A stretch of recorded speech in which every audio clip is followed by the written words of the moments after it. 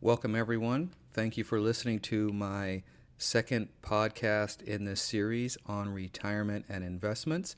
And for those of you who listened to the first one, thanks. I know you've got busy schedules and you took some time out of your day to listen to my podcast, and I appreciate that very much. Just to review, the first one was about the basics on retirement accounts, 401ks, 403bs, 457s, and of course IRAs, both the traditional and the Roth. Now, where I left off at the end there was with the Roth IRA, and there's a couple of things I just didn't have time to mention, and that was the backdoor component on the Roth. And basically, what that is, for those of you who do not qualify to put money directly into a Roth IRA, that's $6,000 per year with an after-tax contribution, okay, you can execute what's called the backdoor. And all that means is you can put money into the Roth with a few extra steps. By that I mean you find an institution where you don't have your assets managed, a new place, and you go ahead and open up a traditional IRA and you put $6,000 in cash. Then you open up a Roth IRA at the same institution, and then you move that money from the traditional to the Roth. Now, that is taxable. We don't invest the contribution of $6,000 into the traditional before we move it to the Roth. The reason being is anytime you execute a backdoor, and more broadly known as a conversion, it is taxable, so you have to be careful, all right? Also, with the backdoor Roth IRA, you want to make sure that there is going to be some advantage for you other than just the tax-free withdrawals on the back end. You have to leave the money in there for 5 years before you can take the tax-free withdrawals. So for those of you who are doing your taxes and are considering some type of backdoor component, it might not be a bad idea to seek a tax consult from a professional. Now, if you don't execute a backdoor IRA, which of course you can contribute $6,000 a year, you might want to consider the mega backdoor through your employer. A lot of times through your plan at work, your 401k, for example, they don't advertise that they have the mega backdoor option, so you might have to do a little bit of homework. But a lot of plans these days will allow you to put up to $40,500 per year of your traditional 401k assets, that money that you put in pre-tax. Okay, you could take up to $40,500 starting this year and move that money into the Roth component at work. All right, it's called a mega backdoor Roth. Again, mega because instead of $6,000 per year, it is $40,500 per year starting this year. Last year, it was $38,500. So these things are always changing. The rules around retirement account funding are always changing. And much like the Roth IRA backdoor component, please seek a tax consult before you go ahead and execute this. Make sure it's worth your while. All right. So you want to see how much you'll have to pay in taxes in the year you decide to convert or to execute a backdoor. You also want to see how much time it is you have before you're going to withdraw. Again, the money's got to sit in there for 5 years. So not only do you want to execute the backdoor, but you want to make sure the investments grow such that it's going to outpace any tax liability you might incur as a result of this backdoor. Now, just briefly, the backdoor is a component of a strategy called a conversion. This is not a rollover. This is different. A rollover occurs when we take our traditional 401k, for example, and roll it into an IRA at an institution of our choice. We left our employer. We're going to take our money with us. So you execute a rollover. That's not a taxable event. Okay? A conversion or a backdoor is the taxable event. So anytime you see conversion or backdoor in the literature, or when you're listening to a seminar put on maybe by the people who set up your 401k plan at work, for example, or you watch a webinar online, know that the conversion should trigger in your mind a taxable event. And that's it. That's it for the structure of the accounts. Again, 401ks and IRAs. And I'd kind of like to spend the rest of my time on brokerage accounts, because here's the thing. Investing for retirement as well as for other goals that we have in life, and I call them interim goals, meaning anything we want to do before we're 59 and a half. Buy a home, buy a car, take a nice vacation, send kids to college, whatever that may be, we can use brokerage accounts for this option. And a brokerage account is an old school investment account. Some institutions call them general investment accounts, but at the end of the day, these are taxable investment accounts. So whatever you put in, that's great. Take money out of your checking, savings. You could put in, take out whatever you want out of this account, but know that any gains you incur, whether you're using mutual funds or stocks, doesn't matter, okay? This is a taxable account. You will get a 1099 at the end of the year. And the taxes that you will pay on this account are long-term or short-term capital gains, dividend income, and interest income. Very quickly, the capital gains component is pretty simple. If you have a position, let's say an individual stock position in this account, and you've held it longer than a year, you'll be hit with long-term capital gains, which is 15%. If you held that same position under a year, under a 12-month period, you're hit with short-term capital gains, and that's 20%. Dividend income is 15%. Okay? If you're using mutual funds or ETFs, believe it or not, because you have a basket of stocks, and I'm going to get to those investments in subsequent webinars as well as podcasts, but you're going to have a combination. So you'll have a little bit of long-term, a little bit of short-term, and you'll have a little bit of that dividend income tax to pay.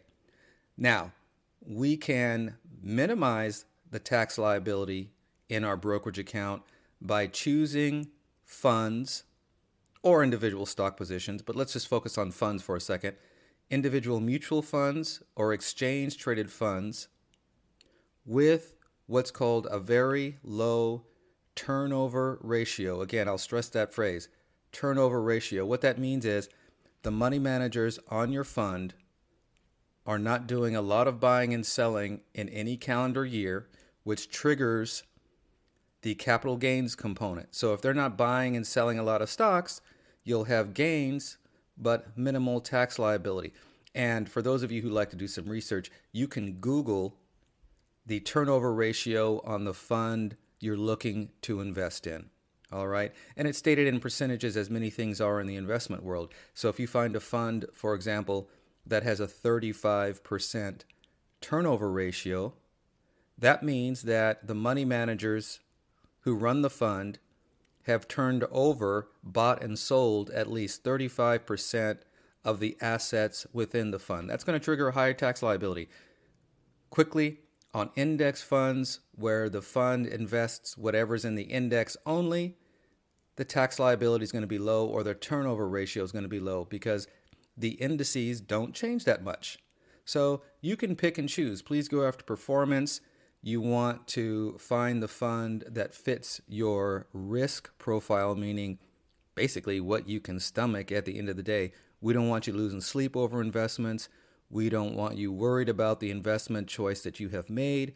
So do what is comfortable for you. And hopefully you've taken some time to self-educate so that you're more familiar with not only the performance, but tax liability and a few other things I'll get to in subsequent episodes, because I would like to dive more deeply into investment choices and then, of course, asset allocation and those things.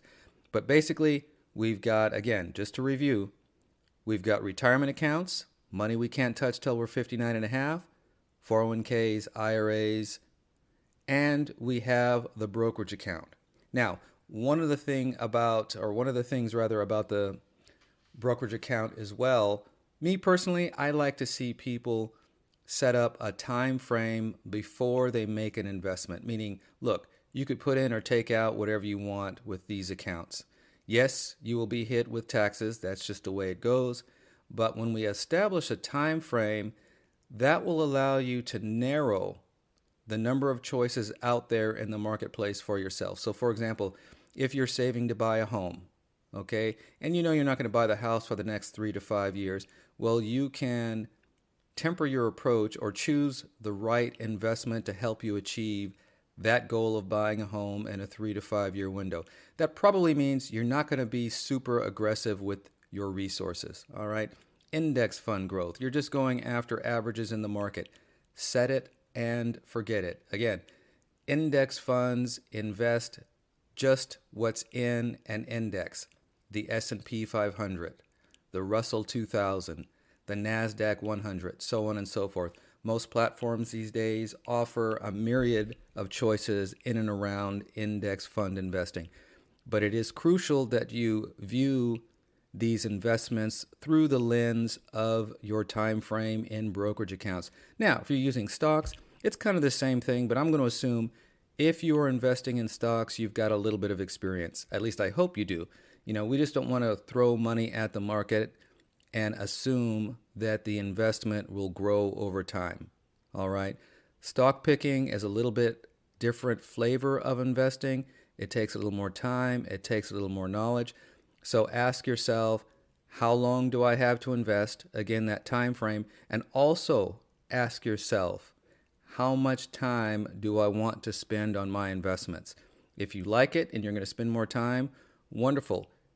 Pick stocks. Pick funds that might require a little bit more of a focused approach on your investments. Now, I'm not going to get into the specifics of these funds on this podcast. Again, I'm going to save that for subsequent episodes because I'd like to get a whole lot more granular on that front. All right, so we'll just keep it to the types of accounts that you have available to you today. Retirement, 59 and a half money, brokerage, anything you want to do with it before you're 59 and a half, after you're 59 and a half. Again, buying a home, pay off student loans, buy a house, buy a car, take a nice trip. That's where this money comes into play. All right. Also, I would say invest in a brokerage account with the understanding that you will pay taxes. So just be prepared. That's it. That's all I've got. And I'll tell you, please review the first episode if you haven't. If this is the first one you've listened to, again, thank you very much for listening. Listen to that first one to get more of an understanding on the retirement account side. And as we go forward through these episodes, I can't stress this enough, we will dive much deeper into investment choices. So it will be episodes on mutual funds, what they are and how they work. Exchange traded funds, again, what they are and how they work. We'll also discuss asset allocation in great detail, which, by the way, goes to time frame as well. So all of this stuff ties in together, even though I'm splitting them up amongst different episodes. Now, please check me out at touchstonefinancialeducation.com. And if you like what you hear or you have some questions going forward, please shoot me an email. My contact information is there at the bottom. And here's a shameless plug.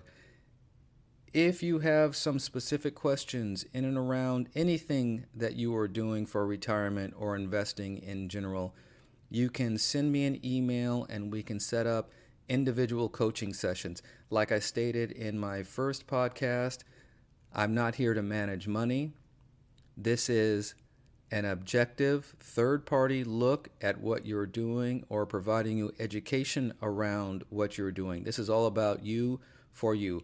What do you need out of this? And because I'm not selling any financial product, it is completely objective, and I like it that way. Thank you for listening. This is the second in my series. Again, please check me out, touchstonefinancialeducation.com. And I look forward to any comments you might have. And I'm also looking forward to putting together the third in this series. So, love to hear from you. Have a wonderful day or evening. And again, thank you for listening.